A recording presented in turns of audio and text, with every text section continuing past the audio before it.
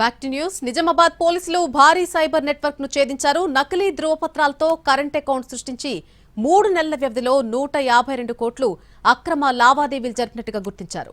ఒకే బ్యాంకులో 50 ఖాతాల్లో భారీగా లావాదేవీలు జరిగినట్టుగా గుర్తించి బ్యాంకు అధికారుల పాత్రపైన దర్యాప్తు చేస్తున్నారు. ఈ కేసులో 9 మందిని అరెస్ట్ చేశారు. సైబర్ ముఠాలకు కరెంట్ అకౌంట్స్ విక్రయిస్తున్న వారిని అరెస్ట్ చేశారు. దీనిపై మరిన్ని వివరాలు మా ప్రతినిధి బాలకుమార్ అందిస్తారు. కరీంనగర్ తరహాలోని నిజామాబాద్ జిల్లాలోనూ భారీ సైబర్ నెట్వర్క్ని పోలీసులు ఛేదించారు. నిజామాబాద్ పోలీస్ కమిషనరేట్ పరిధిలో సైబర్ నెట్వర్క్ని పోలీసులు ఛేదించారు. దాదాపు 9 మంది నిందితుల్ని అరెస్ట్ చేశారు. ఈ నిందితుల్లో అందరూ కూడా నిజామాబాద్ బోధనకు సంబంధించిన వారు ఉన్నారు. దాదాపుగా 3 నెలల వ్యవధిలో 152 కోట్ల లావాదేవీలు జరిపినట్లు కూడా పోలీసులు గుర్తించారు. ఒకే బ్యాంకు నుంచి దాదాపుగా 50 అకౌంట్లను ఓపెన్ చేసి కరెంట్ అకౌంట్లుగా మార్చి ఇందులో మ్యూల్ ఖాతాలుగా వినియోగిస్తున్నట్లు పోలీసులు గుర్తించారు. ఇది దాదాపుగా 3 నెలల నుంచి పోలీసులు కసరత్తు చేస్తున్నారు. భారీ రాకెట్ని అయితే బయటపట్టారు. మ్యూల్ అకౌంట్లు ఓపెన్ చేసి వాటిని సైబర్ నేరాలకు వినియోగిస్తున్నట్లు పోలీసులు గుర్తించారు. ఇప్పటికే వాళ్ళందరినీ కూడా అరెస్టు చేశారు. గత 3 నెలలుగా పోలీసులు కసరత్తు చేస్తున్నారు.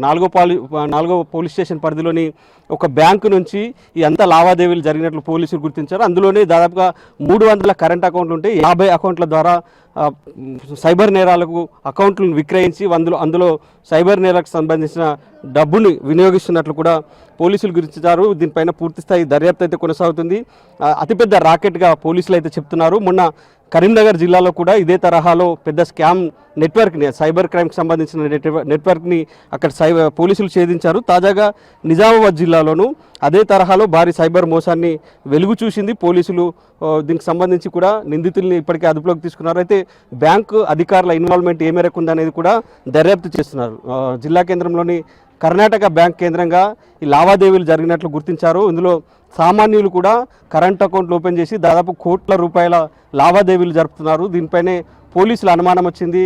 ఏ బ్యాంక్ అకౌంట్ల నుంచి భారీగా లావాదేవీలు జరుగుతున్నాయనే అంశంపైన ఆపరేషన్ క్రాక్డౌన్ పేరిట పోలీసులు సైబర్ నేరగాల ఆట కట్టించేందుకైతే వ్యూహం రచించారు. అందులో భాగంగా భారీ అకౌంట్ల నుంచి భారీగా లావాదేవీలు జరుగుతున్న అకౌంట్లపై నిఘా పెట్టారు. ఇందులో భాగంగానే నిజామాబాద్కు సంబంధించి ఒక 50 అకౌంట్లలో 152 కోట్ల లావాదేవీలు జరిగినట్లు పోలీసులు గుర్తించి ఆ అకౌంట్ దారులపైన విచారణ చేశారు. వాళ్ళంతా కూడా సామాన్యులు ఉన్నారు, ఆటో డ్రైవర్లు, పండ్ల వ్యాపారులు, ఇలా చిన్న చిన్న వ్యాపారాలు చేసే వ్యక్తులు తమ బ్యాంకులలో అకౌంట్లు ఓపెన్ చేసి వాటిని సైబర్ నేరాలకు వినియోగించే వారికి విక్రయిస్తున్నట్లు పోలీసులు గుర్తించారు. వాళ్ళందరినీ కూడా అదుపులో తీసుకున్నారు. దాదాపు 9 మంది ఉన్నారు.